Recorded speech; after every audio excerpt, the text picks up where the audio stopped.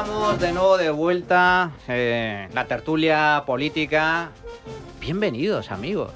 Ha pasado el verano, claro, yo es que ya me reincorporo este fin de semana. Algunos de vosotros ya no, porque habéis estado durante el verano. Javier Fresneda, ¿qué tal?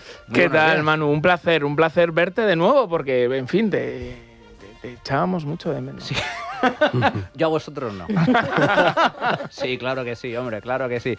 Bueno, ¿qué tal las vacaciones? ¿Todo bien? Muy bien, relajadas, me he dedicado a la lectura, tal. Pues no, todo lo contrario, con los niños ahí... Los niños dan guerra. Sí, no, pero una guerra muy feliz, así hombre, que muy contento. Claro que sí. Como dicen muchos abuelos y padres, ahá empiezan nuestras vacaciones. Eso es. Mi madre se ha quedado en septiembre, no, pero ¿cuándo vas a volver, mamá? No lo sé, los trenes. Va a volver. Bueno, Javier Fresneda, director de Neos, muchísimas gracias por estar aquí.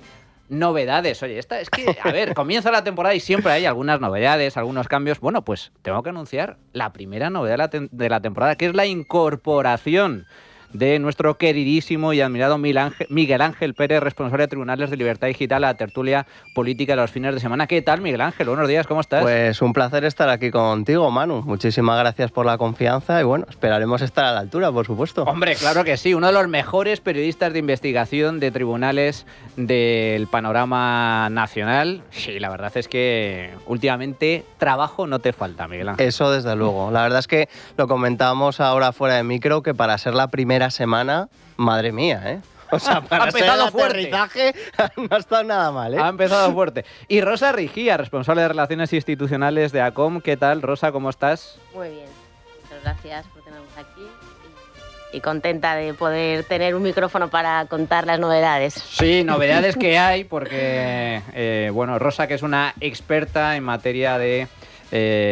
todo lo relacionado con Israel, la política en Oriente Medio. Esta semana ha habido noticias y sigue habiendo, por desgracia, muchas noticias relacionadas con Palestina y esas protestas, que son más que protestas, es violación absoluta, violencia absoluta por parte de la extrema izquierda contra el equipo israelí de ciclismo, entre otras muchas cuestiones que vamos a abordar en la tertulia. Pero tenemos que empezar por la apertura del año judicial, que, oye, a ver, seamos serios, es decir, la apertura del año judicial, para que nos entendamos, es un coñazo. Normalmente todos los años es un rollo de apertura año judicial. Venga, la intervención de la presidenta del Tribunal Supremo, la intervención del fiscal general del Estado, el discurso protocolario del rey, que más o menos es, bueno, pues pone orden en la mesa, pero es un rollo de evento. Este año no. Este año la cosa ha estado calentita por varios motivos, pero fundamentalmente, vamos a empezar por ahí, por el ataque inédito por parte del presidente del gobierno a la independencia de los jueces. La semana, el año político, el curso político, comenzó con una declaración que es un auténtico escándalo impropio de cualquier democracia normal y seria, que es el ataque directo del presidente del gobierno a los jueces de este país. Presidente, ¿me está diciendo que hay jueces que están en guerra con el gobierno? Que hay jueces haciendo política y que hay políticos que tratan de hacer justicia, sin duda alguna la hay. Afortunadamente es la minoría, pero la hay. Hay jueces haciendo política, Miguel Ángel.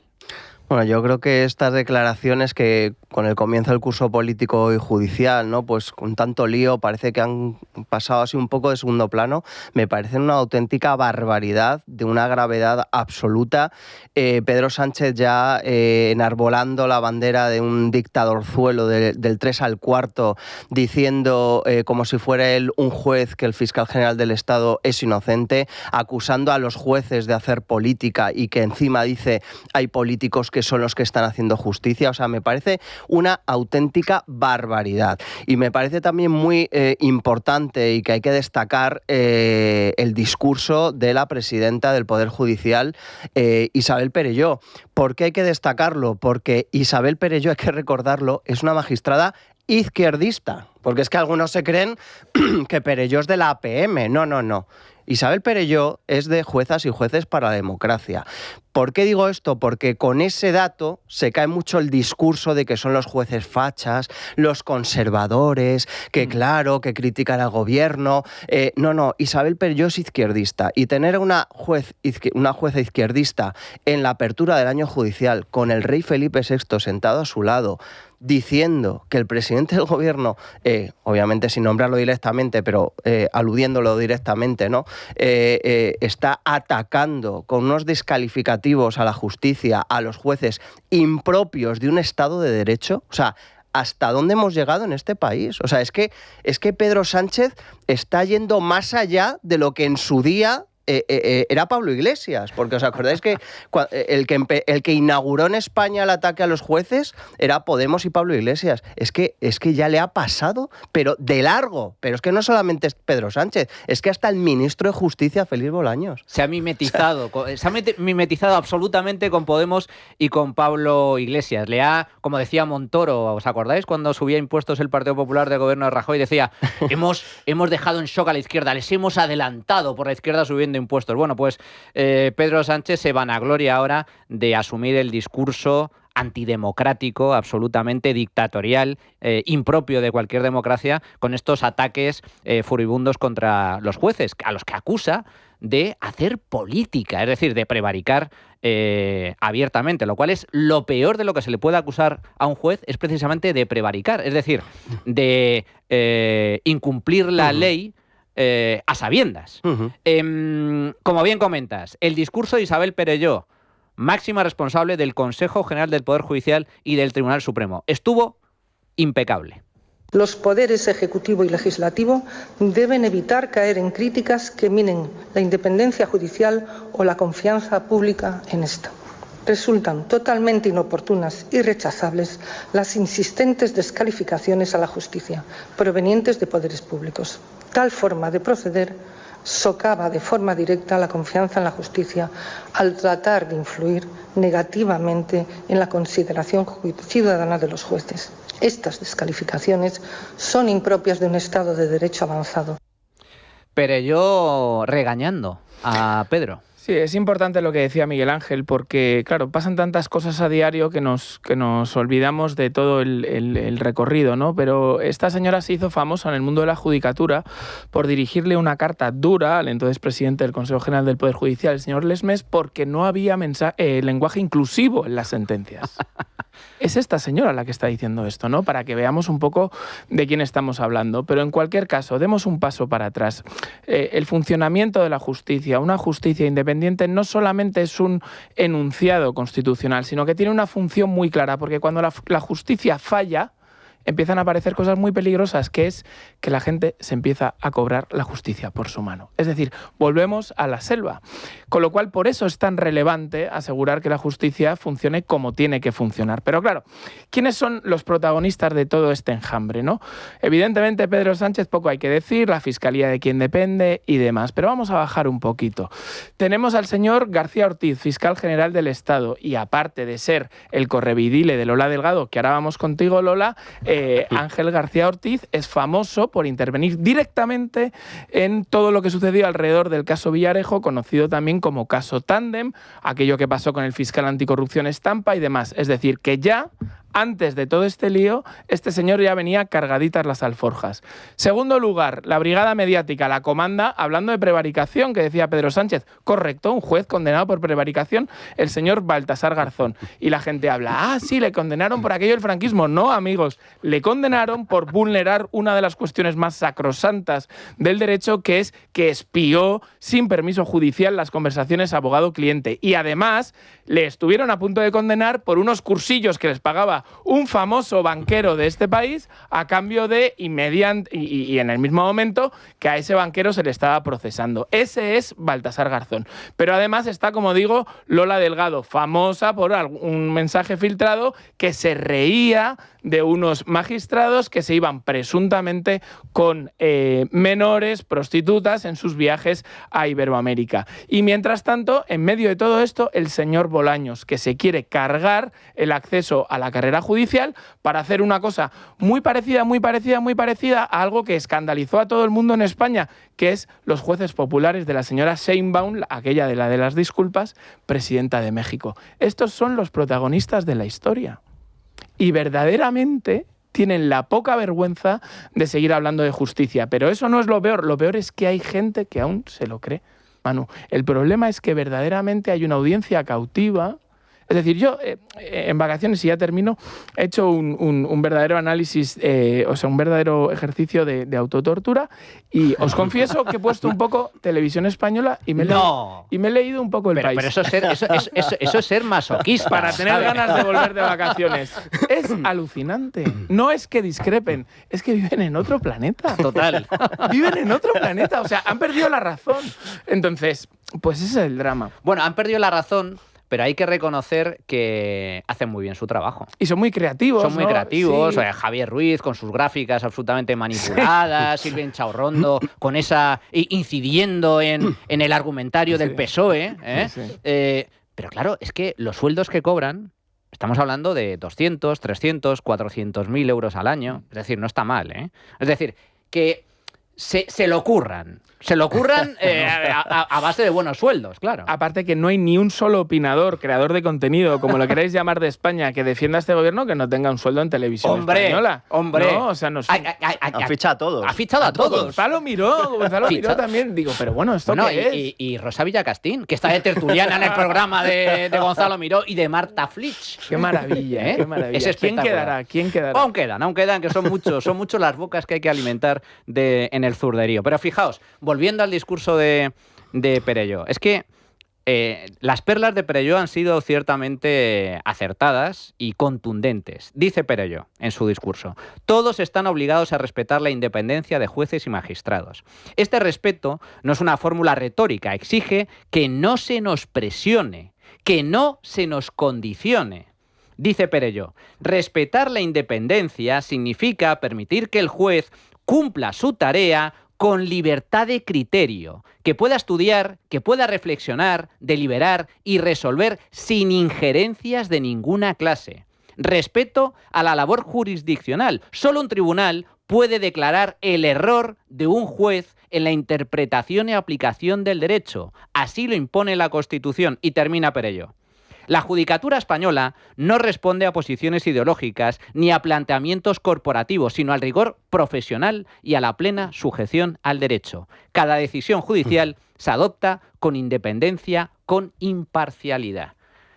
Que la máxima autoridad del Poder Judicial de un país democrático tenga que recordarle esto, que es lo básico del Estado de Derecho, al gobierno, eso ya no es propio de un país normal, es propio de un país bananero. Rosa, ¿qué opinas al respecto? Así es. La verdad que lo que estamos viendo en los últimos, días, pero bueno, que no son días, que es que llevan siendo ya años, efectivamente. O sea, que la reforma de la ley de enjuiciamiento criminal también va por el mismo camino. Las declaraciones, ¿no?, de todos estos personajes públicos que nos quieren recordar todos los días que la ley en España cualquier día ya no existe, ¿no? Y entonces estamos todos indefensos.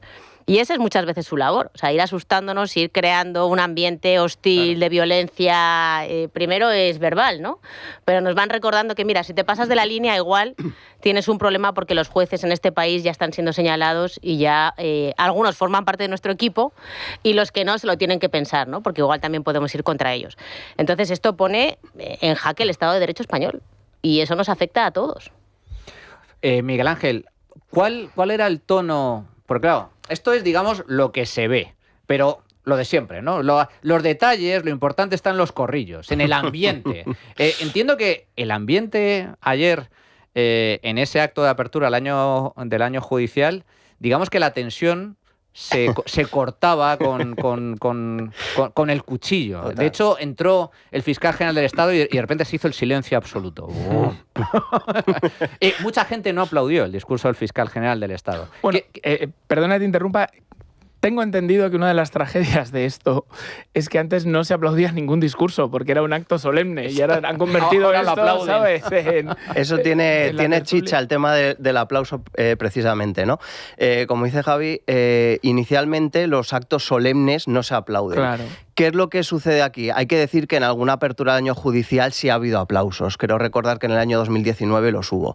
¿Qué habían preparado los magistrados y los fiscales contrarios a García Ortiz? Pues habían organizado para que cuando acabara su intervención García Ortiz, pues siguiendo el protocolo, todo el mundo estuviera calladito y parado, y que cuando acabara el discurso Isabel Perelló, pues todos los contrarios a Álvaro García Ortiz rompieran a aplaudir para de esa forma dejar en evidencia a García Ortiz como que a él no le había aplaudido nadie y que sin embargo a Perelló todo el mundo. Esto llegó a oídos del bloque izquierdista, progubernamental, pro García Ortiz, y lo que hicieron fue reventar esta estrategia y ponerse a aplaudir como palmeros, algunos hasta que casi les parecía que les iba a salir sangre en las manos, o sea, totalmente exagerado, porque eran muy pocos. Otros aplaudieron por inercia, porque no tenían experiencia y dicen, pues a lo mejor hay que aplaudir. Pero luego había otros que se nota, si veis la imagen y el audio, se ve como que están estirando el aplauso casi hasta el final y bueno, las caras de los magistrados, de los fiscales, mirando a los palmeros de García Ortiz, solamente, de verdad, os recomiendo que veáis las imágenes de ilustres magistrados del Tribunal Supremo mirando con incredulidad a los palmeros de García Ortiz en lo que es una escena totalmente esperpéntica, que es ver a un fiscal general del Estado procesado, dando lecciones, repasando los delitos que ha habido en España a unos magistrados que le van a juzgar en semanas. O sea, es que esto es el esperpento. Esto es la España sanchista. No, es una anomalía, democrática, el mero hecho de que exista un fiscal general del Estado procesado, porque lo que tenía que haber hecho es haber dimitido. Pero no solo está procesado, sino que además tiene el cuajo de presentarse en un acto de apertura del año judicial cuando jueces y fiscales, todas las asociaciones, la inmensa mayoría de ellas, exigieron por tierra, mar y aire que, por favor, por respeto a la institución, que no asistiera a ese acto. Pues asistió. Y se hizo la foto con el rey. Fue a la Zarzuela a entregar la memoria de fiscal del año 2024 para hacerse la foto con el rey. Y el rey, claro, ¿qué va a hacer? Pues con cada circunstancia, pues aceptarlo, es decir, recibirlo. Sí. ¿Qué va a hacer el rey? Pero el papelón que vimos ayer fue tremendo. Fijaos, ¿cómo inicia García Ortiz su intervención en el acto que tuvo lugar ayer? Pues defendiendo su inocencia. Soy plenamente consciente de las singularidades procesales, de las singularidades circunstancias que mi intervención tiene en este momento, en este acto. Respeto, por supuesto, todas las opiniones que sobre el particular puedan manifestarse. Y solo haré una mención al respecto en este discurso. Si estoy aquí como fiscal general del Estado es porque creo en la justicia y en las instituciones que la conforman. Creo en el Estado de Derecho, en la independencia del Poder Judicial, en los principios de legalidad y de imparcialidad y, por supuesto, también en la verdad. Dice que cree en la verdad, que cree en la justicia. Evidentemente no tiene nada que ver con la verdad y la justicia. En lo que no cree, desde luego, este personaje es en la decencia y en la moral. Porque hay que tener un mínimo de decencia. Es decir, oye, hay indicios... Porque dice el gobierno, no hay pruebas. Es que las pruebas no es en el momento de la instrucción. Las pruebas son cuando te condenan o no te condenan en un juicio. Claro. Para que te procesen tiene que haber indicios. Indicios sobran. Por eso está procesado y por eso se va a sentar ante la justicia. Y lo que ha demostrado García Ortiz es que no tiene ni decencia ni moral. Pero, precisamente por eso, ayer acudió al acto. Rosa. Así es, yo creo que esta es una estrategia clarísima del sanchismo, que es doblar la apuesta. Y entonces ellos continúan y cada vez la apuesta es mayor y hay que tener, pues bueno, mucho valor, que yo creo que este hombre no tiene tanto. Le han puesto ahí ayer de monigote y se le notaba que todavía no tiene tantas tablas como Sánchez. Pero bueno, se le veía un poco incómodo, incluso nervioso, claro, al principio. No, es que son los que te van a juzgar y les estás intentando coaccionar. Y es lo que está ocurriendo ahí, que esto así queda muy duro decirlo, pero es la verdad. Y es una estrategia muy bolivariana. Que esto ya ocurrió en Venezuela, que es que nos parece mentira, pero que esto ya ocurrió en Venezuela, que había jueces que al principio no estaban tan contrarios al supuesto régimen democrático y terminaron en contra, porque se instauró una dictadura. Y en España vamos a pasitos rapiditos hacia ahí. Yo todavía confío en que eso se pueda parar y que los jueces en este país tengan una labor importante. Yo creo que van a ser es el último bastión. Solo quedan ellos. Hay que recordar que todo apunta a que el Supremo, si no me equivoco, Miguel Ángel, dictará apertura de juicio contra García Ortiz, ni más ni menos que la semana que viene. Inicialmente esa es la previsión, algunos incluso no descartaban que el lunes o el martes, yo creo que no sé si será tan rápido, pero imaginar lo que estamos hablando, vamos a ver, es que no se ha dictado antes porque había este acto y no querían todavía tensar más la cuerda, pero es lo que os digo, al final es una situación esperpéntica en la cual un presunto delincuente se sienta al lado del rey, de la presidenta del Poder Judicial y se pone a repasar los delitos con los que ha perseguido la Fiscalía el año pasado. Es que era surrealista. Y claro, en el Tribunal Supremo generalmente la gente es muy seria. Entonces, claro, tener que tragarse ese sapo, tener que ver a García Ortiz, como decís, García Ortiz empieza a seguir los pasos de Pedro Sánchez, empieza a estar demacrado, empieza a estar... Es que en lo personal yo entiendo que está pasando, pues vete, pírate, o sea, es que ¿por qué te quedas ahí agarrado como un percebe a la roca? Vete ya, si es que estás siguiendo los pasos de Pedro Sánchez. Javi. Claro, yo iba a entrar por ahí porque no tienen salida. O sea, el problema de esta gente, más allá de que tengan una actitud desafiante, de que sean unos chulos, de que no crean en nada, en líneas rojas y demás, es que no tienen otra salida. Es decir, con el prestigio, lo contrario a prestigio profesional que tienen todos ellos, yo os pregunto, ahora García Ortiz, ¿a dónde se va? ¿A ejercer de qué?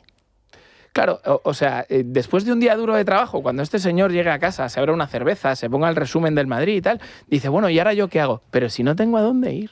Entonces, de tertuliano a Televisión Española. Aparte de... Mientras dure. Pero, bueno, aparte que el tertuliano tampoco va a ser la orquesta de Mondragón, o sea, también hay un numerus clausus, ¿no? Pero, bueno, tampoco les pongamos a prueba. Pero claro, es que no tienen dónde ir.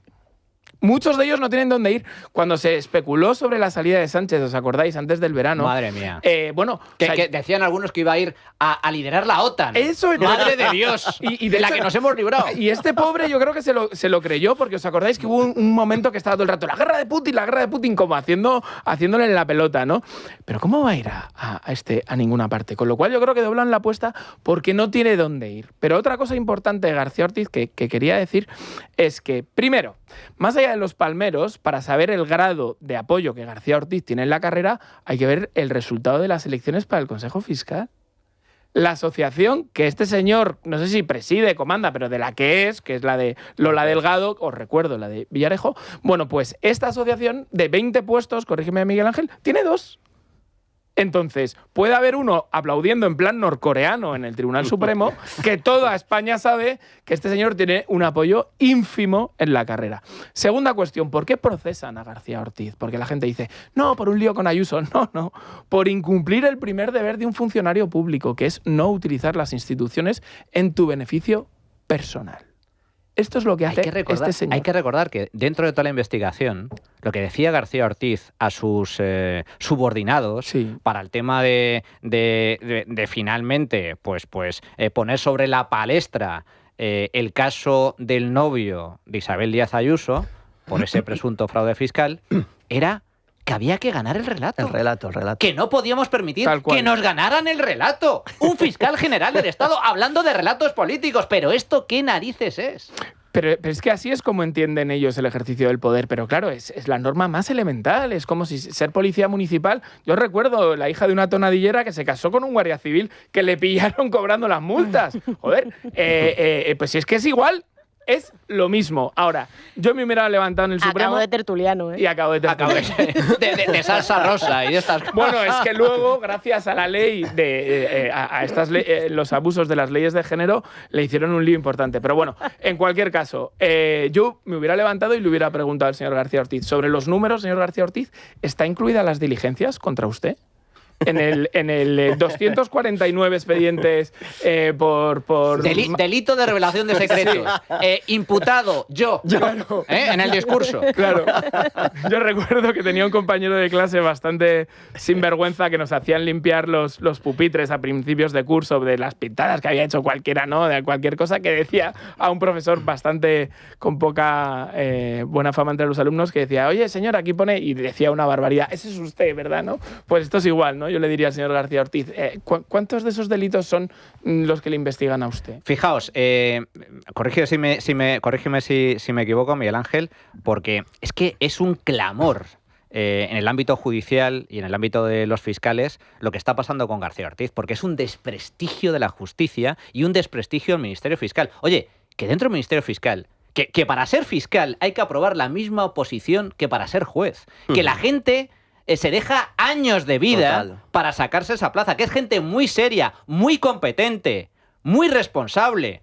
Y la inmensa mayoría de jueces y fiscales de este país, a excepción de esa minoría de sectarios, de palmeros del poder político, que aplauden con el objetivo de luego ascender en la carrera, la inmensa mayoría están escandalizados con el hecho de que García Ortiz, habiendo sido imputado, habiendo sido procesado, no haya dimitido.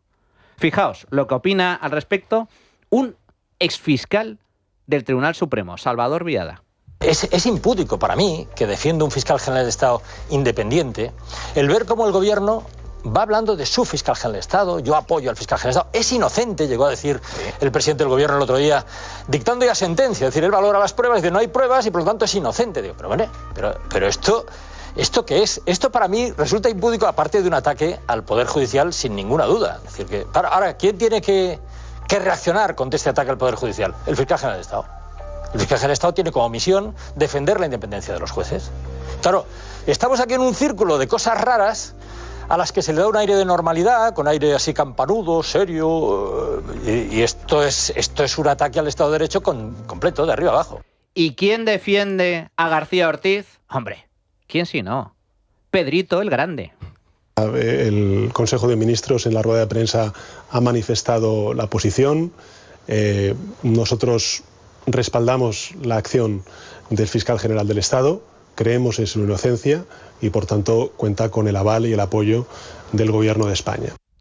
Fijaos, antes del verano salió también a la palestra el presidente del Gobierno a defender a García Ortiz. Cuando saltó ese informe de la UCO en el que la Guardia Civil reconocía que no había encontrado mensajes ni en el móvil ni en el correo del fiscal general del Estado con el tema de la filtración del famoso mail del abogado del novio de Isabel Díaz Ayuso. Tremendo esto. Claro, ¿por qué no había encontrado mensajes? ¡Porque los había borrado! Que fue lo primero que hizo García Ortiz. En cuanto se abrió la investigación, ¿qué hizo el fiscal general del Estado? Borrar los mensajes, cambiar de móvil y borrar todo su correo personal. Absolutamente. ¿Y qué hace la Guardia Civil? Oiga, no hemos encontrado mensajes. ¿Qué mayor indicio de criminalidad que borrar las pruebas? ¿Qué mayor indicio? Pero saltó a los medios. No, la UCO no encuentra mensajes en el correo ni en el móvil de García Ortiz. Pues vamos a recordar lo que dijo entonces el presidente del Gobierno. Horas y horas de tertulias. Ríos de tinta en los medios de comunicación conservadores, diciendo que el fiscal general tenía que dimitir. Y resulta que hoy, en el informe de la Guardia Civil, se dice que no hay ningún mensaje que pruebe esa acusación tan grave que han hecho medios de comunicación y partidos políticos de la oposición, nada más y nada menos que a la reputación del fiscal general. Y la pregunta es, ¿quién va a pedir disculpas? ¿Quién va a pedir perdón al fiscal general del Estado? Es que no solo es inocente, es que le tenemos que pedir perdón, Miguel Ángel. Bueno, lo primero, o sea, la interpretación de Pedro Sánchez, horas y horas, ¿no? Como engola la voz, como hace ese paripé, que él sabe que nos está mintiendo a todos y tal, ¿no? Me parece lamentable, me da vergüenza ajena escuchar a Pedro Sánchez. No nos queda otra porque es nuestro trabajo, pero a mí me cuesta, me irrita escuchar a Pedro Sánchez. Lo mentiroso que es que es el fiscal borrador del Estado, por favor. Hablando con algunos jueces me dicen, mira, lo que hizo el fiscal general borrador del Estado, borrando los teléfonos móviles de forma compulsiva, adictiva, diría yo, ¿no? O sea, borró 2 veces los 2 teléfonos, el WhatsApp, la plataforma, la nube, el email, o sea, una cosa compulsiva, ¿no? Adictiva. Bueno, pues esto es como cuando pillan a un presunto asesino sospechoso que acaba de echar lejía en el suelo donde ha habido un crimen. Pues hombre, eso es un indicio grande de que haya pasado algo y que ha podido matar a alguien, ¿no? Porque ha echado lejía en el suelo. Pues esto es lo mismo. O sea, este hombre que se llena la boca, Álvaro García Ortiz, que es inocente, que él estaba en el año judicial porque cree en la justicia, que cree en la verdad. ¿Por qué? Contesta, ¿por qué borraste de verdad los teléfonos móviles? Porque luego dijo, no, es que había de Europa, había un protocolo, se desmontó, una fiscal suya dijo, no existe tal protocolo, eso es mentira, y el tío sigue para adelante diciendo que es que hay protocolos, no ha contestado nunca, ¿por qué usted borró esos mensajes? Pues obviamente porque esos mensajes contenían presuntamente otros indicios delictivos, porque estamos hablando de una persona que tendría contacto directo, por ejemplo, con el ministro de Justicia Félix Bolaños, con Cándido Conde Pumpido. Imaginaos qué conversaciones tendrían esos mensajes. Con Moncloa, hay que recordar que en función de la investigación abierta por la Guardia Civil, la instrucción apunta a que la filtración parte de la Fiscalía y parte hacia la prensa y hacia Moncloa. Es decir, hay una filtración. Hay que recordar que también hay el gabinete de presidencia del gobierno con ese mensaje que le mandó al entonces líder del Partido Socialista en la Comunidad de Madrid para que filtrara y para que dijera públicamente el famoso mail del abogado del novio de Ayuso. Un escándalo. Bueno, pues esto es lo que hay. Arrancamos el año judicial con ataques inéditos del presidente del gobierno a la independencia de los jueces, con un fiscal general del Estado presente en ese evento de apertura que ha sido procesado, que va a ser procesado y que se va a sentar en el banquillo de los acusados por un delito de revelación de secretos. Y algunos critican que el líder de la oposición no haya acudido al acto. No sé qué opináis al respecto. Javi, sobre la presencia o no de Feijóo. Vamos a ver, yo siempre parto de la base de la importancia de las formas, de la importancia del respeto a las instituciones. En ese sentido soy un poco boomer, ¿no? Aunque no lo sea físicamente.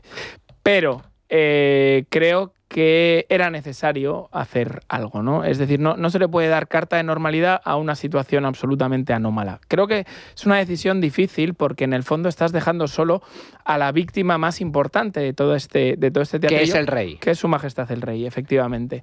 Le estás dejando solo, estás evidenciando aún más pues que el rey está haciendo lo que tiene que hacer, que no puede hacer otra cosa y demás. Pero yo creo que había que hacer algo, ¿no? Ahora bien, de nuevo volvemos a, como siempre hablamos del Partido Popular, este tipo de imágenes se tienen que también acompañar de actuaciones contundentes, es decir, de la voladura de puentes, de absolutamente ninguna tentación de pacto con esta gente, ¿no? Pero no solamente en el ámbito de renovación de órganos constitucionales, no, o sea, te quiero decir, de cambiarla ahora en verano, no se pacta nada con esta mafia. Pues dicho lo cual, vamos a hacer una pequeña pausa y regresamos de inmediato con más temas. Bueno, pues ya estamos de nuevo en tiempo de tertulia. Señores, vamos a hablar de una flotilla. Una flotilla que se dirige rumbo a Gaza. A lo largo de la historia de este maravilloso país llamado España, hay grandes gestas marítimas y grandes gestas históricas.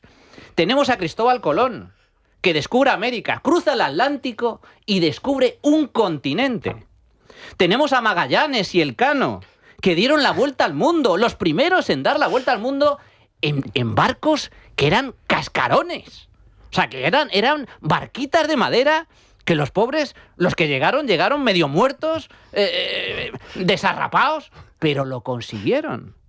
Tenemos a Vasco de Gama, primer europeo en completar la ruta marítima de ida desde Europa a la India, rodeando África. Y luego tenemos a Ada Colau y Greta Thunberg, que se dirigen en una flotilla rumbo a Gaza para acabar con el bloqueo de Israel al pueblo gazatí. Así lo anunciaba, atención, el zurderío patrio, progre, pero muy rico, encabezado por Luis Tosar, Jordi Évole, Carolina Juste y una veintena de artistas. Navegamos de nuevo para romper el bloqueo. Esta vez con docenas de barcos. Y con movilizaciones coordinadas desde 44 países de todo el mundo. Será el mayor esfuerzo de solidaridad internacional jamás intentado desde que comenzó el horrible bloqueo a Gaza hace 18 años. Y así lo anunciaba también la que en su día fuera alcaldesa de Barcelona, Ada Colau. Usted va a embarcar en esa flotilla, ¿no? Sí, efectivamente, el domingo embarcamos junto con decenas de personas. ¿Y cuándo tienen previsto alcanzar la costa de Gaza? Bueno, eso es algo incierto, ¿no? En medio de un genocidio y con un Estado criminal de Israel que se salta siempre, sistemáticamente, la legalidad internacional desde hace meses y meses, pues sabemos por casos precedentes, ¿no? Yo misma intenté salir de una flotilla en Istambul hace un año aproximadamente y no pudimos, precisamente por las presiones del Estado de Israel, y luego han habido otros intentos que han sido abordados en pleno mar de manera absolutamente ilegal en aguas internacionales para evitar que se llegara hasta Gaza. Pero eso no nos va a hacer que nos rindamos, al contrario, esta es la demostración que este 31 de agosto no solo vamos a reincidir, sino que vamos a ser más que nunca. Colau dice que van a ser más que nunca, que no se van a rendir. Atención. Nosotras estamos por la vida, estamos por la esperanza, estamos por los derechos humanos. Gaza resiste y con Gaza resistimos nosotras. Si Gaza no se rinde, nosotras no nos podemos rendir. Por eso esta flotilla va a zarpar llena de esperanza y lo más importante que hoy podemos decir es Gaza, you are not alone, we sail. Muy bien, pues ahí sale la flotilla. El domingo desde el puerto de Barcelona. Salen 40 barcos, cerca de 40 barcos. Bueno, anunciaron 40 barcos inicialmente, finalmente salen 30. A las 5 horas se vuelven a puerto. ¿Qué había pasado? Pues que había olas, había marejadilla y resulta que la tripulación se estaba mareando. Así que vuelven a las pocas horas por el mal tiempo y salen al día siguiente. Iban a enfrentarse a Israel en Gaza y resulta que no pasaron de los caladeros de Jureles de Badalona. Eso en la salida. Parten de nuevo, como digo, al día siguiente, pero algunos barcos vuelven de nuevo a puerto el martes por las condiciones meteorológicas extremas. Y el resto siguen camino de Menorca, donde paran y se pasan allí 2 o 3 días para reponerse de un par de días de viaje porque estaban mareados. Decía que se movía todo y que además tenían que reparar los barcos. Total, que de 40 barcos iniciales, tan solo 24 partieron finalmente de Barcelona a Gaza y a Menorca llegaron 17 barcos. 17. Y como digo, ahí se han quedado varios días. Y ahora continúan camino a Gaza. O sea, la flotilla, para empezar, y luego entraremos en los objetivos de la flotilla, lo que dicen sobre Israel y demás, pero la flotilla de Colau y de Tamber, Javi, es un esperpento.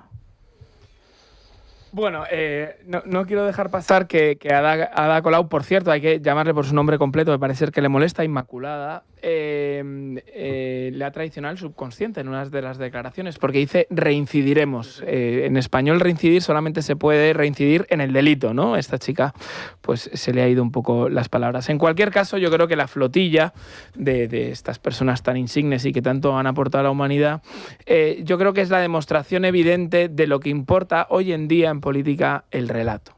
Es decir, ellos montaron una gran performance, regadísima, por supuesto, con dinero público de la Diputación, del Ayuntamiento, y esa es la foto que querían, ¿no? En ese universo paralelo en el que vive Silvia Inchaurrondo y sus oyentes y demás, la flotilla ya no es noticia porque en su subconsciente ya estarán allí luchando contra el malvado imperialismo, ¿no? Ya tienen su foto, ya tienen su vídeo y eso es lo que importa. Esa es su manera de entender la vida pública y esa es su manera de entender cómo resolver los problemas que ellos enfrentan. Simple y llanamente haciéndose una foto. Luego, si rascas, no hay nada. Nada es. Nada. Pero claro, a uno le hace pensar que si no hay nada en esto, no hay nada en nada más. Es decir, ¿qué pinta la señora Thunberg ahí? ¿Es que Palestina se ha distinguido como un estado neutro en carbono? ¿Es que los misiles de Hamás van con energía solar? ¿Qué pinta ahí la señora Colau, que además de una nefasta alcaldesa, se distinguió por luchar, según ella, por el problema de la vivienda? ¿Es que se distingue jamás por sus programas de vivienda pública? Es decir, no hay nada en nada de lo que ha hecho esta gente. Es todo, absolutamente todo, imagen. Es un paripé, es puro activismo político, por eso quería enfatizar el ridículo absoluto de esto de la flotilla, que por cierto, es que además tienen el cuajo de hacer vídeos en TikTok, en Instagram, los pijos que están en esos barcos, y se ve cómo están de fiesta. Bailando, en plan timbales, cantando, comiendo. Por cierto, el barco en el que va Greta y Ada Colau es un barco de lujo. No es un barquito cualquiera. Es un barco de alto lujo, de alto standing, con habitaciones de lujo. Bueno, pues se llama Alma Explorer. Se llama el barco de Greta y de Ada Colau. Y es un paripé porque, y ahora me gustaría que nos dieras tu opinión, Rosa, no hay bloqueo. La ayuda humanitaria llega a Gaza gracias precisamente a los corredores que establece Israel.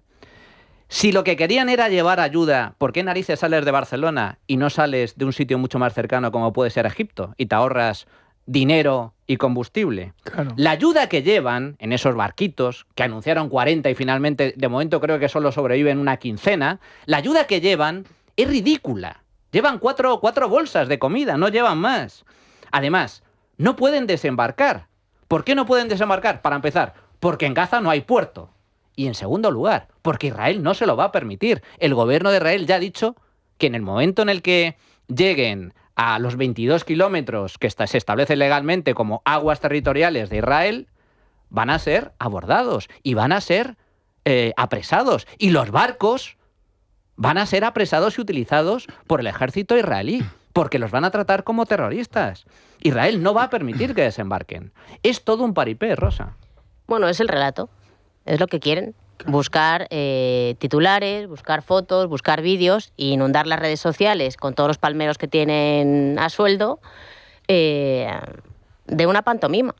Esta gente no ha mencionado nunca a los que precisamente gobiernan la franja, que es a Hamás. Si tú quieres proteger a los ciudadanos, de lo primero que tienes que hablar es de los que les gobiernan, pero no les gobiernan hoy, que les gobiernan desde el 2005 y tienen a la gente, a muchos muertos, a los que no colaboran con el régimen terrorista de Hamás, los tienen muertos de hambre.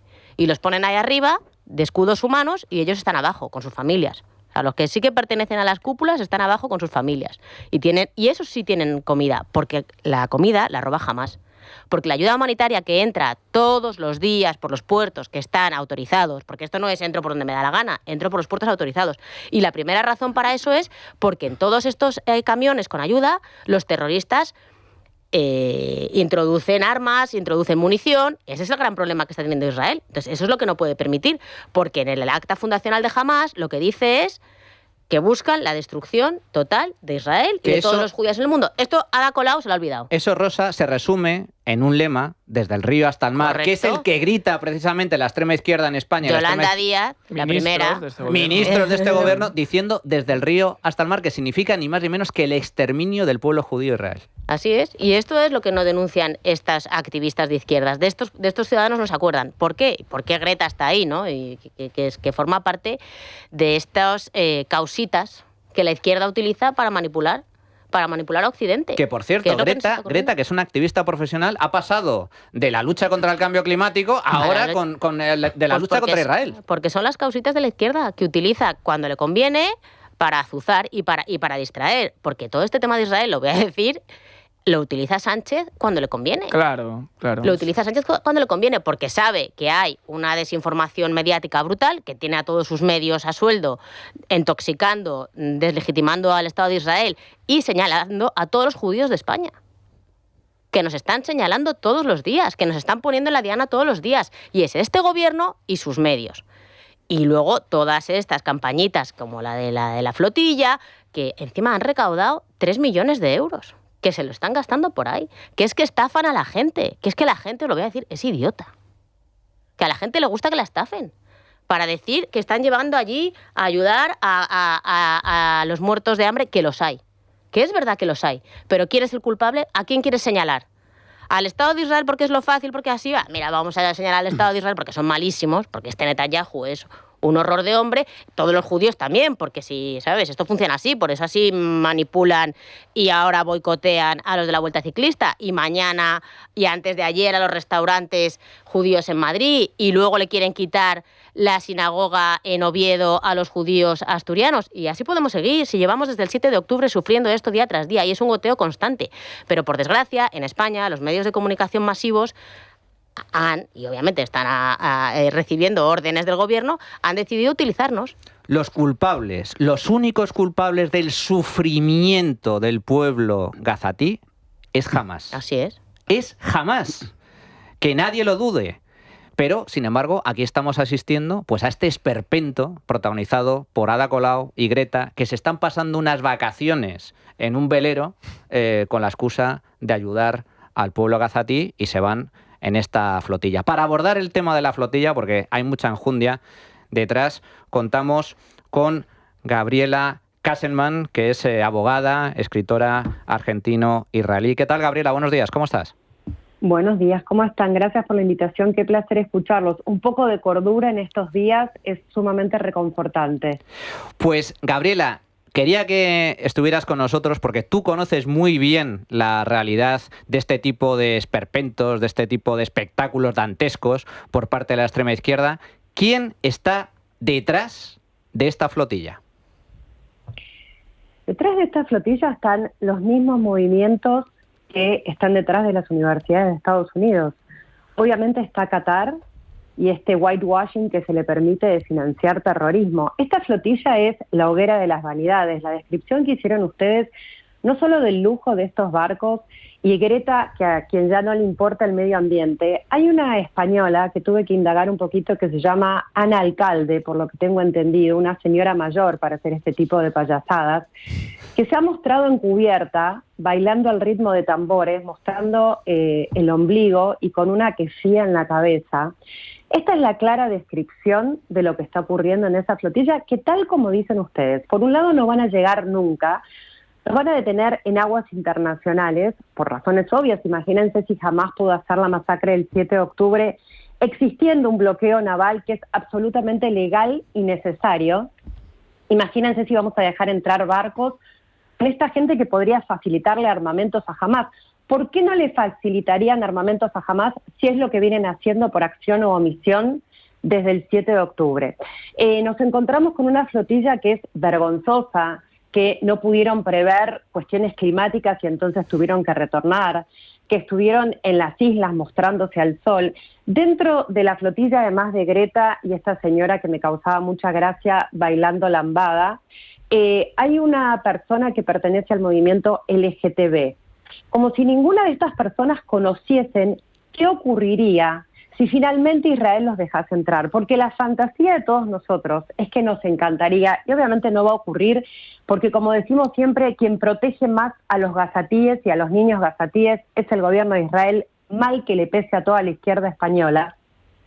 Nos encantaría que a esta gente la dejen entrar y que puedan vivir la experiencia 4D adentro de Gaza, que esta mujer, Ana Alcalde, entre así como estaba, con su kefía en la cabeza y con su ombligo mostrándolo, que pueda entrar Greta, nos encantaría. Obviamente no va a ocurrir y ellos saben que no va a ocurrir.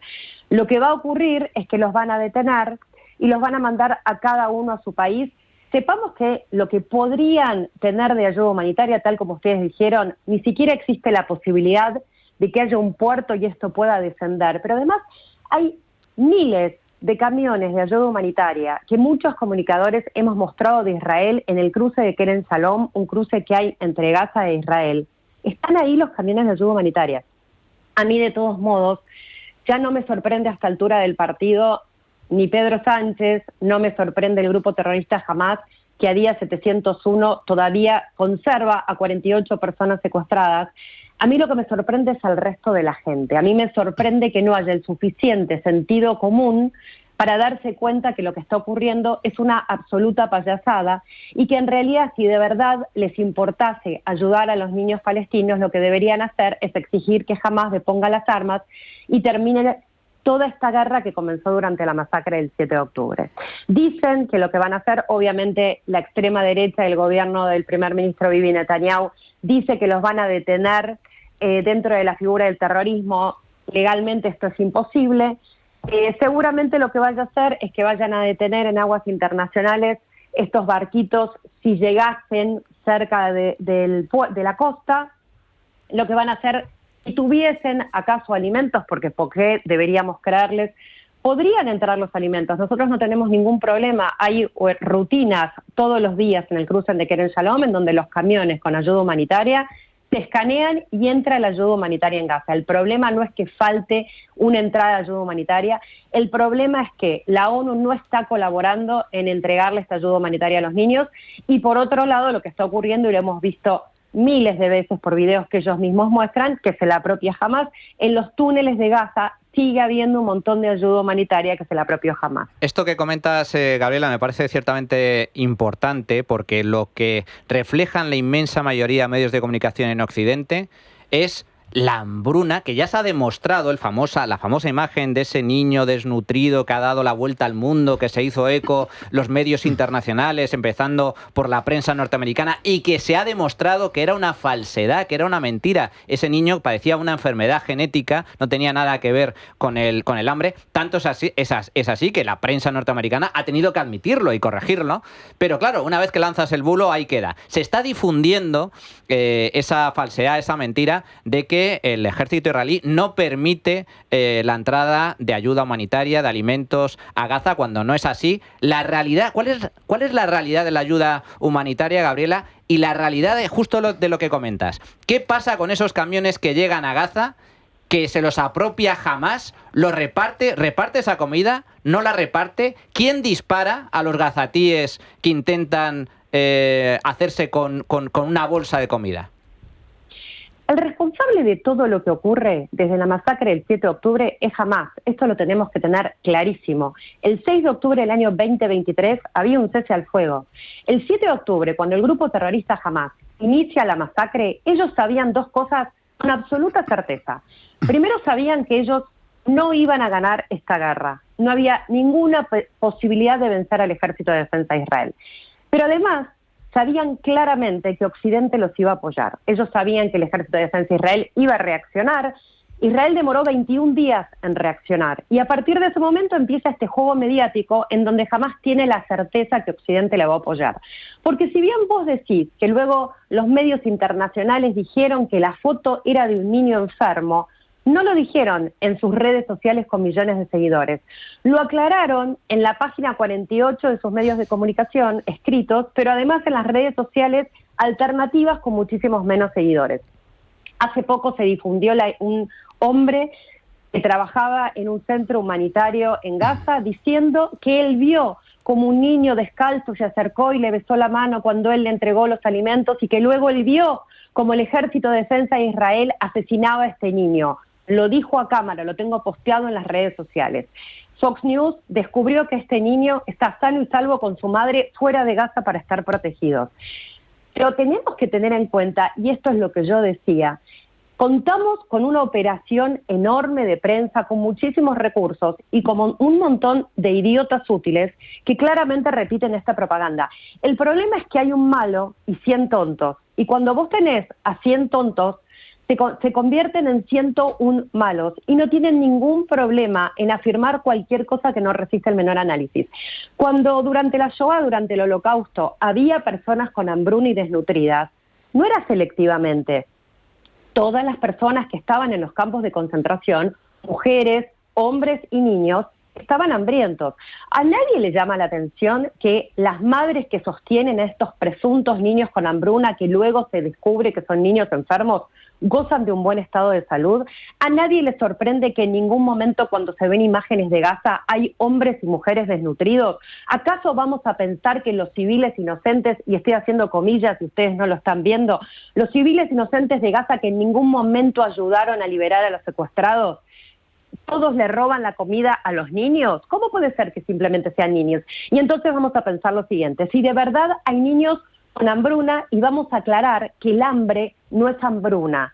Cuando hay niños con hambruna, ¿por qué entonces me están mostrando fotos de niños enfermos que tienen tantos niños con hambre? Se ha mostrado rejas en donde se ve que hay niños con ollas extendidas para que les den alimentos. Luego se demostró obviamente que era una producción fotográfica. Antes de ver el backstage y ver que había un fotógrafo de frente en esta imagen, ¿a nadie se le ocurrió que por esas rejas angostas no pasaban las ollas con comida? Simplemente hay que unir 1 más 1, 2. Yo lo que digo es que están utilizando a población, muchos de ellos con muchos prejuicios, con mucho desconocimiento, y que tienen ganas de comerse estos relatos y este bulo. Y tal como decía Mark Twain, no hay ninguna cantidad de evidencia que vaya a convencer a un idiota. Somos miles en las redes sociales, obviamente muchos menos que ellos, que estamos constantemente demostrando cuando Hamás se roba los camiones de ayuda humanitaria. En el día de ayer hemos difundido videos de Hamás pegándole disparos a los civiles gazatíes. Eso no le importa a la gente. Entonces, lo que digo siempre, es curioso que solamente te importe el hambre de Gaza, no te importa el de Sudán ni el de otras regiones de África, pero por otro lado, tampoco te importan los palestinos, porque si te importasen los palestinos, tenés claro que lo que tenés que hacer es exigirle jamás que devuelva a los 48 secuestrados y que deponga las armas. La gran hipocresía de la izquierda nacional e internacional. Gabriela Kesselman, abogada, muchísimas gracias por estar con nosotros. Fuerte abrazo. Muchísimas gracias por el espacio. Fijaos en el cinismo de esta gentuza. ¿A qué se dedican en esa flotilla? En ese barco que, como decía, lleva a Greta y a Ada y que es un barco de lujo. Se dedican a esto.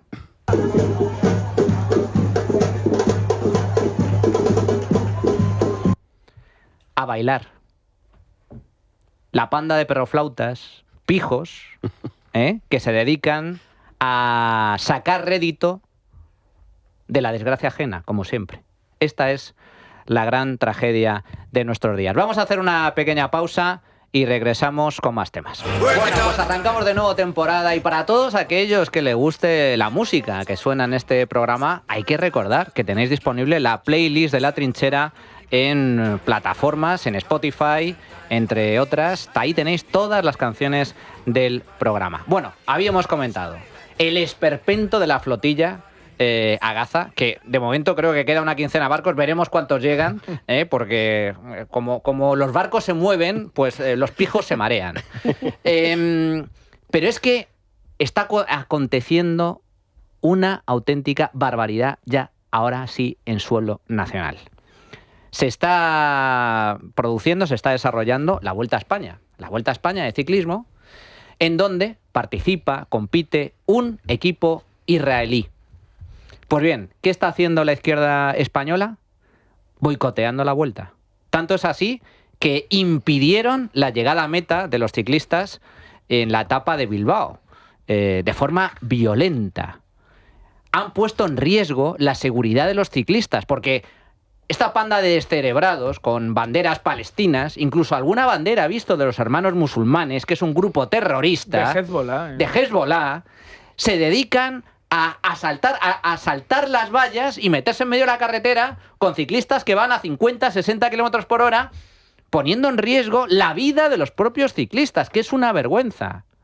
Pues bien, boicot en el País Vasco, pero también boicot en Asturias, azuzado por la extrema izquierda. ¿Y quién está detrás de este tipo de, pues de atentados contra la Vuelta ciclista, de este boicot contra el equipo de Israel? Pues está la extrema izquierda de siempre, pero concretamente en el caso del País Vasco está Bildu, con Otegi a la cabeza, que ha dicho lo siguiente al respecto. Israel ha tomado una decisión estratégica, que es aplicar al pueblo palestino lo que Hitler trató de aplicar con el pueblo judío. Esta es la situación. Y estamos contemplando todos los días en la televisión la aniquilación de un pueblo. Y frente a eso, yo sé que puede ser discutible y dices, bueno, pero ¿y qué tiene que ver un equipo ciclista o un equipo de baloncesto? Es normal que haya gente que diga, oiga, yo a usted no le quiero aquí porque es que estoy viendo morir de hambre a los niños en Palestina y en Gaza. Y frente a eso tenemos una Unión Europea tan exquisita en otros aspectos que no dice nada. Esto es lo que dice Otegi, atacando a Israel y justificando el boicot a la vuelta. Pero es que detrás de estas protestas está Ibon Meñica, el recaudador de ETA con 2 condenas que lidera las protestas contra Israel en la Vuelta a España, Javi. Sí, para alguien que tenga dudas, la verdad que es importante conocer quiénes son los protagonistas, ¿no? Y la verdad que en todos estos movimientos, que yo no descarto que haya algún alma bien intencionada, lo que está es la gentuza de siempre, y en este caso los asesinos de siempre, ¿no? En cualquier caso, yo quería rescatar 2 cosas. En primer lugar, yo creo que es muy cristiano la piedad, ¿no? La piedad con el débil. El problema es que nos olvidamos de por qué el débil es débil. Y yo quiero recordar que la causa palestina, por llamarlo así, lleva recibiendo miles de millones de dólares desde hace 70 años. Miles de millones de dólares.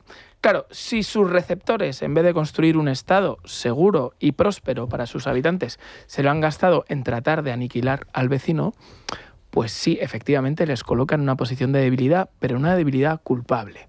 De la misma manera que cuando vemos a una persona en la calle pidiendo y nos produce tristeza, no es lo mismo una persona que por mala suerte se encuentra ahí a una persona que ha tomado una cascada de malas decisiones para estar ahí. ¿Los 2 necesitan ayuda? Correcto. ¿Los 2 merecen nuestra piedad? Correcto. Pero no es lo mismo. Esto es lo que sucede en el caso de Palestina. Es decir, no nos dejemos llevar por la inmediatez. ¿Por qué estamos donde estamos, ¿no? Aquí hay 2 bandos enfrentados en los que el Estado de Israel es un Estado democrático, diverso, donde hay muchísima gente que incluso está en contra de la guerra y se manifiesta democrática y pacíficamente para ello. Y en el otro lado hay unos señores que directamente no permiten que el vecino exista. Esa es la catadura moral, esa es la diferencia moral aquí. No hay 2 partes enfrentadas, es que hay una parte que quiere buscar un acuerdo ventajoso para él, seguro, quedándose con más territorio, seguro, defendiendo sus intereses, y hay otra parte que no reconoce la legitimidad de uno de los negociantes. Esto es lo que el conflicto es este, ¿no? Entonces, no se puede equiparar moralmente por una foto de un periódico que encima muchas veces es falsa, sino que hay que pensar por qué estamos donde estamos, ¿no? Si lo que te da media humanidad para que salgas adelante te lo gastas en misiles, pues las cosas pasan porque pasan. Fijaos, simplemente un recordatorio. Durante 30 años y después de 800 muertos por la banda terrorista ETA, nadie, nunca paró a ningún equipo vasco de ciclismo. Nunca. No hubo boicot de ningún tipo. Y por cierto, otro recordatorio. La banda terrorista ETA, en los años 70 y 80, acudían a los campos de entrenamiento de Líbano y de Libia, donde aprendían a matar junto a los terroristas de la OLP o de Septiembre Negro. Es decir, que Hamás es amigo de ETA. Claro. Y ETA es amigo de Hamás. Claro. Y esto hay que tenerlo en cuenta, Miguel Ángel. Sí, yo desde luego a mí este tema me parece un tema muy serio, muy grave para ver esta panda, como decía, de pijos, de payasos, ¿no? Haciendo esta flotilla, intentando emular la Armada Invencible, pero que al segundo día acaban en Menorca comiendo ensaimadas. O sea, me parece una auténtica tomadura de pelo ver vídeos bailando en el barco, etcétera, ¿no? Yo creo que aquí nadie está a favor de las guerras, nadie nos gustan las muertes de inocentes de ningún tipo, pero a mí me llama la atención cómo en España la izquierda política tiene esa especial empatía hacia unas víctimas y no hacia otros, ¿no?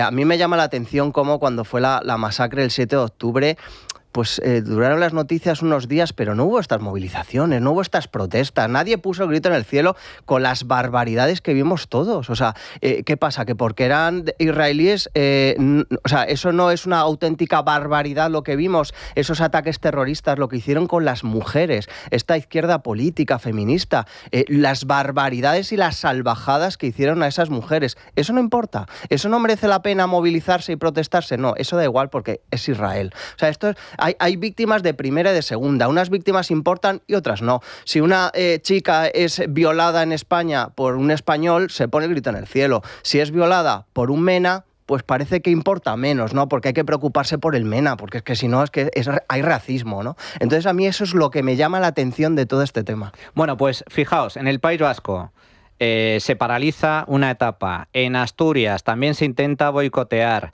la extrema izquierda con las banderas de Palestina.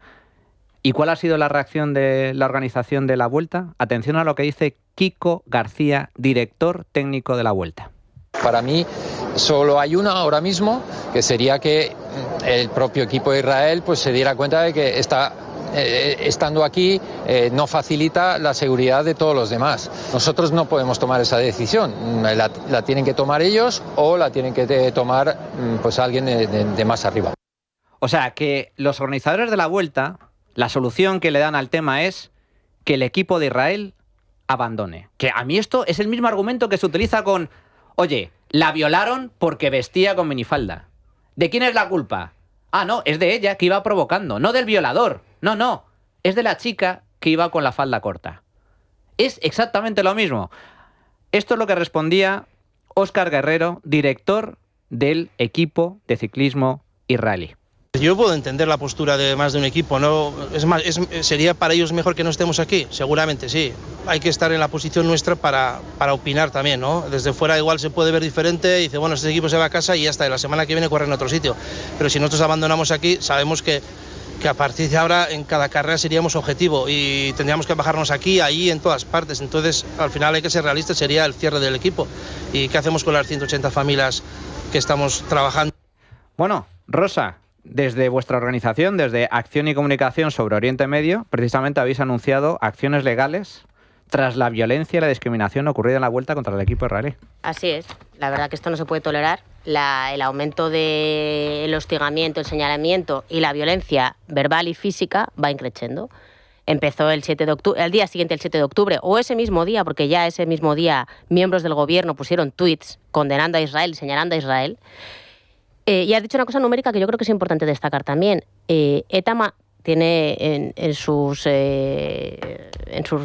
récords 800 muertos. El 7 de octubre murieron 1.200 personas, ni siquiera en 24 horas, en aproximadamente 12 horas, para que hagamos una proporción del tema. O sea, que Israel, sus ciudadanos, algunos no son ni siquiera judíos, que el 20% de la población de Israel es árabe.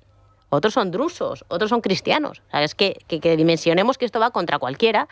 En ese día el atentado fue de ese calibre, de los mayores atentados de la historia. Y esto la gente se está olvidando. La gente no se acuerda porque está habiendo una incursión en Gaza. España, y es muy curioso que en España con el tema de ETA no seamos capaces de hacer este link, este vínculo, porque España hemos sufrido lo que es el terrorismo. Hemos sufrido lo que son los atentados en Hipercor, lo que son los atentados en la República Argentina. Y no somos capaces de sensibilizarnos con lo que está pasando en Israel, que en Israel no es solo la guerra que está ocurriendo ahora, ni los atentados del 7 de octubre, es que durante muchos años antes que llevan, desde la creación del propio Estado de Israel, sufriendo estos atentados terroristas día sí, día también. Por eso hay un muro, porque se les colaban todos los días terroristas y acuchillaban a gente, mataban a niñas, violaban a niñas, les cortaban la cabeza. No solo el 7 de octubre, es que esto lleva pasando durante toda la historia de la creación del Estado de Israel, porque el gobierno palestino, el Estado palestino, porque el gobierno en sí no existe, el Estado tampoco existe, pero lo que se denomina de esa moda, lo que desde el día 1, los que en todos los acuerdos han renunciado en tener un Estado y en tener su territorio y en tener son ellos. Porque no quieren vivir al lado de los judíos. Esto es lo primero que hay que decir. Y respecto a que es muy importante porque España tiene que entender muy bien lo que es el acoso terrorista. Y no lo están entendiendo. Y hay un montón de gente que está saliendo de Palmeros, unos porque son de la Kale Borroka y porque son de la extrema izquierda, y no tan extrema ya. porque los gobiernos del PSOE están colaborando con todo esto. La izquierda en general, totalmente de acuerdo. Lo que pasa es que la Kale Borroka, que es la que nos quiere dictar lo que tenemos que hacer en la vuelta o no, ahora se ha puesto las pilas, porque tienen a este tipo y Meñica, que claro, obviamente es de herederos de ETA y toda la demás, todo el entramado político que está hostigando y que está señalando en la Vuelta Ciclista. Pero lo peor de todo es que tenemos al director técnico de la Vuelta, que por quien tiene que mirar es por sus participantes, por los que le pagan el sueldo, supongo yo, porque de eso vive, de la Vuelta Ciclista, de que haya participantes en la Vuelta Ciclista, porque si cancelamos la Vuelta Ciclista aquí, igual se cancelan muchos otros sitios. ¿Por qué? Porque se tiene que ir Israel, que encima ni siquiera es un equipo de Israel en sí, del Estado de Israel, es un equipo que tiene el nombre... en su nombre, pero hay judíos, no judíos... No es un equipo... Claro, no es un equipo nacional. Hay un corredor judío, no es un equipo que esté patrocinado por el Estado de Israel, ni mucho menos. Es un equipo que lleva como nombre, porque su fundador y el promotor de ese equipo es judío y israelí. Aunque fuese del gobierno de Israel. Privado. Sí, aunque fuese. No, es que eso es encima. Pero es que aunque fuese del gobierno de Israel, ¿desde dónde se ha visto que no puedas participar si tú estás cumpliendo, tienes los derechos y obligaciones y las estás cumpliendo? ¿Cómo el director técnico lo que tiene que hacer es proteger? Uno, condenar la violencia y condenar que les estén boicoteando su propia carrera. Y a otros participantes, porque aquí está todo el mundo perjudicado.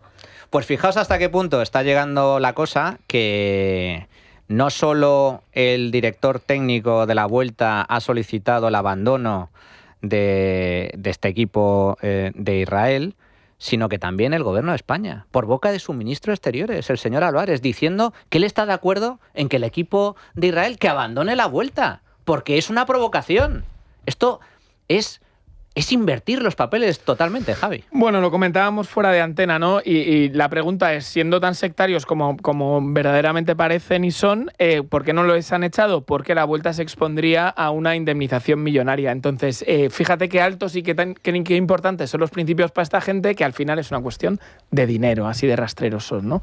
Pero en cualquier caso, yo quería rescatar varias cosas de esto. En primer lugar, sobre la Vuelta, también hay que preguntarse la connivencia con según qué sectores violentos de las instituciones. Es decir, lo que se produjo en la Vuelta fue una invasión del lugar por donde discurría la carrera en la línea de meta. Es decir, es difícil asegurar una carrera por toda la carretera y demás, pero en la línea de meta, en un sitio tan despoblado, sírvase la ironía, como Bilbao, ¿dónde estaba la Archaina? Para todos aquellos que llamaban loco, no es por razones evidentes, pero lo tengo que decir, ¿no? Para todos aquellos que llamaban loco a Jaime Mayor Oreja cuando decía ETA no ha muerto, lo que vimos el otro día, ¿qué nos muestra? Que siguen bien vivos. Lo que pasa es que con otros cauces, porque evidentemente ahora forman parte del gobierno. Otra cuestión. Fijaros si el Estado de Israel es diverso, que hay mucha gente que está en contra de la guerra en Israel y muy proclives a un entendimiento casi, me atrevería a decir, derrotista con Palestina, ¿no? ¿Sabéis quiénes son? Mayoritariamente los que viven en kibutz, que son los que atacaron Hamás. Es decir, Hamás ataca a los más pactistas de Israel. De la misma manera que ETA mató a varios de los dirigentes que abogaban por pactar con ellos, como por ejemplo Ernest Lluch. Lo hacen para mostrar al mundo que ni con esos quieren tener nada que ver.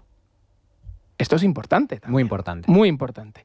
Siguiente cuestión a rescatar. Mucha gente opina y dice y confabula con que es un ataque de alguna manera permitido por Israel para permitirles a ellos a su vez entrar en Gaza, ¿no? Esto es lo que porque dicen, bueno, ¿qué ha ganado el pueblo palestino?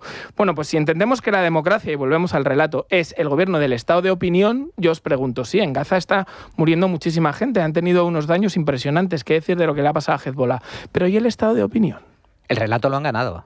A nivel internacional, claramente. Pero es que además te digo más, Javi, es que es lo que buscaban. ¡Claro! Es que jamás lo que buscaba era el exterminio, el sufrimiento de su población, porque no por casualidad los utiliza como escudos humanos para ganar el relato frente al ámbito internacional. ¿Para qué? A ver, es que jamás, ¿de qué vive jamás? De la recepción de ayuda internacional. Claro. Y ya termino, ¿no? No me gustaría terminar sin recordar un infame artículo que leí en el diario deportivo Marca acerca del mercado de fichajes, no recuerdo el periodista, si no lo diría en antena, criticando el fichaje, no solamente criticando, equiparando el fichaje del Villarreal, que ha fichado a 2 personas polémicas, según este señor. Uno es un centrocampista muy laureado, pero que tiene causas por 5 presuntas violaciones abiertas, Thomas Partey, y aún así el Villarreal lo ha fichado y lo equipara con un señor que ha cometido el inmenso crimen de ser judío. Es decir, este señor critica en un diario como El Marca que el Villarreal haya confeccionado su plantilla con 2 personas, según él, indeseables, una acusado de 5 presuntas violaciones y la otra con el terrible pecado de ser judío. En esto es en lo que estamos, ¿eh? En fin, absolutamente lamentable. Bueno, a ver, Adrián, cuéntanos cuál ha sido el resultado de la tuitencuesta. Pues en este estreno de temporada, en nuestra cuenta de Twitter, @trincherallamas, hemos preguntado si debería haber asistido el fiscal general del Estado a la apertura del año judicial.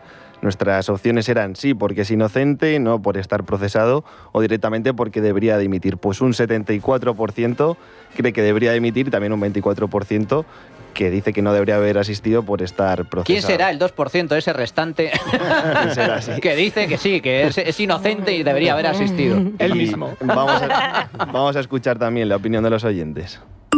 Claro, pero tenía que ir porque se lo había mandado su jefe. Él está agradecido al señor Pedro, pero qué poca vergüenza. Eso es la dignidad que tienen algunos. Claro, lo han metido a empujones, pues está ahí, porque quieren. Buenos días. Pues yo creo que el fiscal general procesado, que no debería haber asistido al acto.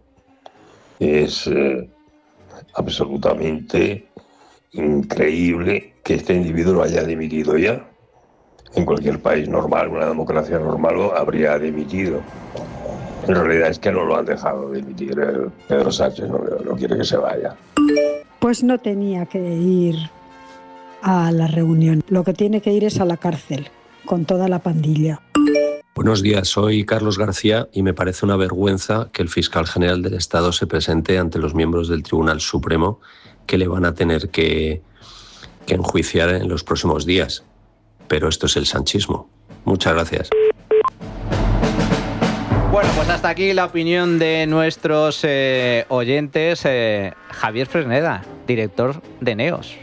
Muchas gracias por estar con nosotros. Un placer, como siempre, madrugar con vosotros. Miguel Ángel Pérez, bienvenido a esta tu primera trinchera como tertuliano. Tú con nosotros llevas ya desde el principio porque formas parte de la casa y además tus crónicas son imprescindibles en los informativos, pero un auténtico placer el haber contado contigo en esta mesa. Muchas gracias, Manu, un placer estar aquí atrincherado. Y Rosa Rigía, responsable de Relaciones Institucionales de ACOM. Muchísimas gracias, Rosa. Gracias a vosotros. Bueno, y a todos ustedes, atención, porque decía antes, novedades. Miguel Ángel, novedad como tertuliano. Pero es que hay más, es que estrenamos sección.